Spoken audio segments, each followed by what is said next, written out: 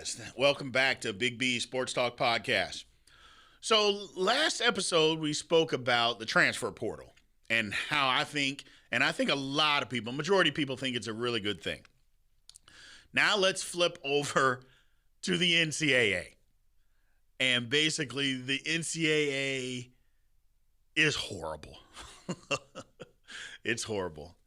Again, guys, check us out on YouTube or Kool-Aid Sports. That's Kool-Aid with the C, Coolaid Sports. Come check us out. Also, anywhere you get your podcast, you can check us out, Big B Sports Talk Podcast, and the website, www.Kool-Aid, again, Kool-Aid with the C, KoolAidSports.com. Appreciate it. So, getting into the NCAA. The NCAA, number one, is on its last legs, I believe. There's too many things going on right now with the NCAA and basically how they've just mistreated athletes for years. Now, I understand the first objection that people are going to come out, you get a free education. Okay. And I'm not saying that that's not valuable because I believe that it is. A college experience and being able to go and seeing how people have student loans. I deal with this on a daily basis, seeing people's finances and seeing these student loans that are crazy. I mean, so yes, it is absolutely something that's valuable. Whether the education is valuable or not, that's a different topic altogether. But, we can go down that road some other time. So, yes, I get that getting a free education, but it isn't really free. I mean, you're putting your body on the line. And I know you volunteer for that. You do.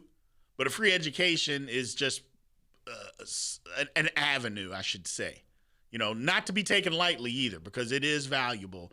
But at the same time, you're risking, especially, you're putting your body on the line.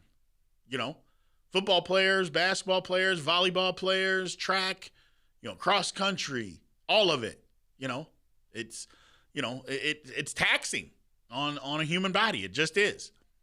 But the NCAA has made money and not allowed until recently that pressure has been put on them to actually give something back. Treat athletes like human beings. They've been forced into this. The NIL has forced the NCAA to finally unleash some of the outlandish rules that they have.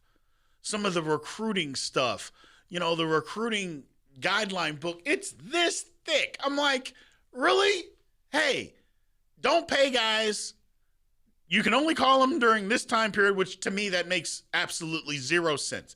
You're telling me that a kid's not going to or can go to a school between, I don't know what the dates are, but let's just say September 30th through October 30th. You can't call them. Well, okay, so that during that time period, what, they're not thinking about going to college? It doesn't even make sense to me. Why do you have a period where you can't contact a kid? And then, you can only text them a certain amount of days, and then they relinquish that, and then you can text them all the time, but you couldn't call them all the time, and you can only I'm like, are you going to let people recruit or not? Either you can recruit or you can't. What are we doing here? Can you call them or can you not? It's just like it was so stupid for so long. It's like, what are you doing? Get out of the way. And that's the thing. The NCAA makes so much money, and I don't begrudge them for that. I do not begrudge anybody for making money legally. I don't begrudge you for doing that. But at the same time, it was just so archaic in their way of thinking and what they did. And then you were forced. You didn't do it because you wanted to. They were literally forced into changing. Whether it's good or bad, I don't know. But at least they did. But I think it's on the way out. Because these universities, these college presidents, these ADs, they're going to eventually get together and just say, you know what? We don't need the NCAA. Now, it becomes more difficult at the lower levels. And the lower levels, your Division II, your Division III, they may need to stay with the NCAA. And maybe it sticks around for that. But the top levels, they can put something together that doesn't involve the NCAA. For instance, like all these bowl games. NCAA is not part of that. The college playoff, all this stuff. They're going to be able to put something together, and it's going to come sooner or later where the NCAA is going to say, okay, we are going to partner with you guys because we got to have our hand in this. Because if the NCAA tournament goes away, NCAA goes away. If that basketball tournament goes away, there is no more NCAA. Instantly. It goes away. Like when we missed the tournament in 2020, when we didn't have a tournament because of COVID. They lost $1 billion. And people think, well, okay, you lose. If they would have missed the tournament the next year, the NCAA would have been bankrupt. You can't lose that kind of money and just keep plugging along. No, they need it. That's what their lifeblood is that tournament.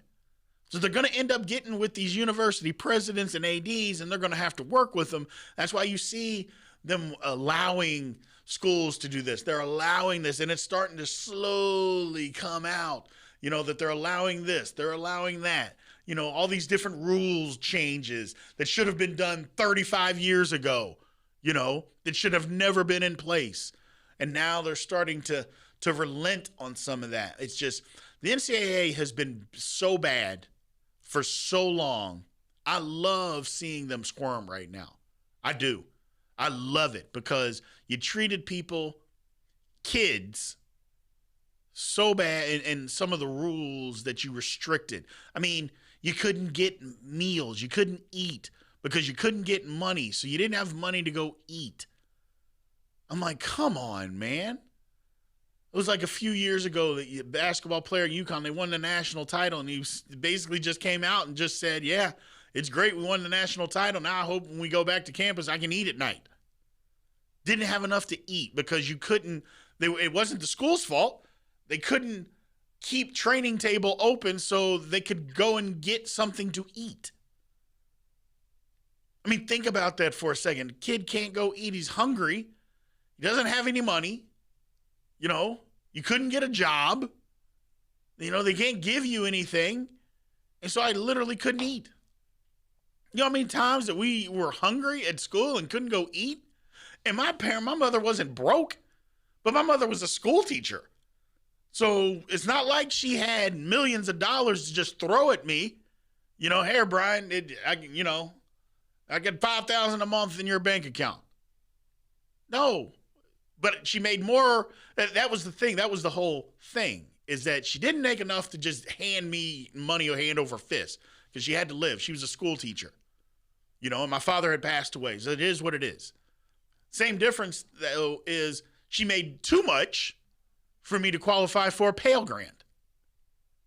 So I literally got $150 a semester off of a teacher salary. Come on.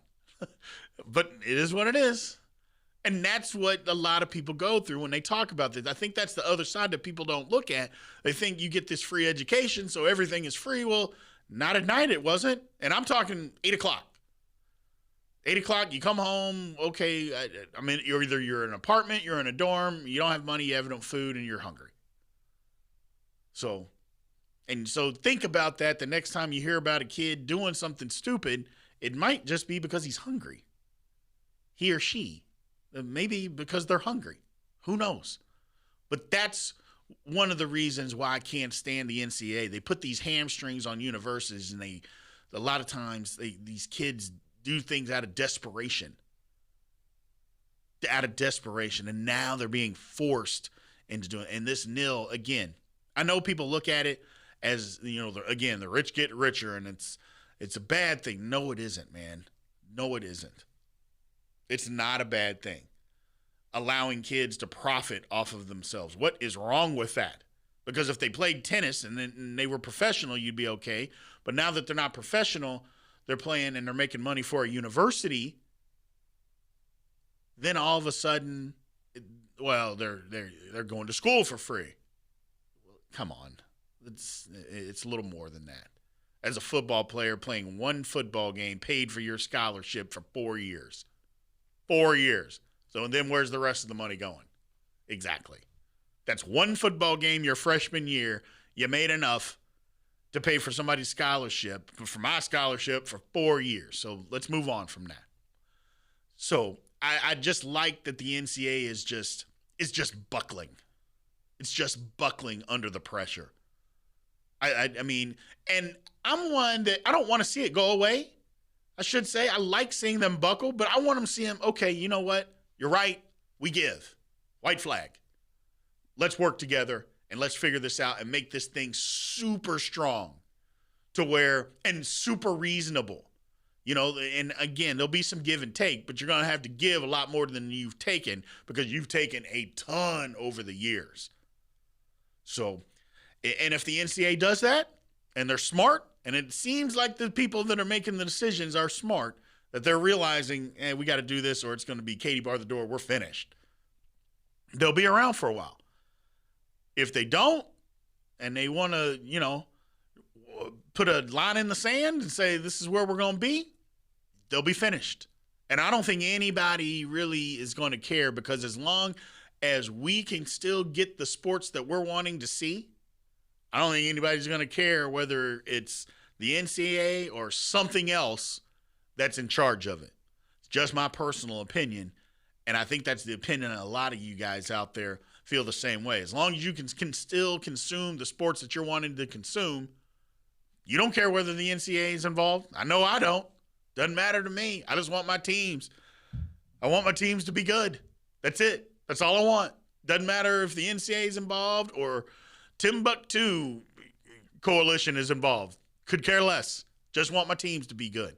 Thank you, guys. I appreciate it. Again, like and subscribe on YouTube. Follow us anywhere you get your podcasts. Spread the word. Pass it along. I send stuff out on Facebook and Instagram all the time. Send it to one friend. If you do one thing, just send it to one friend. That's it. Some one friend, and that person send it to another friend. I'm trying to build this as big as I possibly can for you guys, because I'm having a ton of fun putting these out there. So thank you guys again. I appreciate it.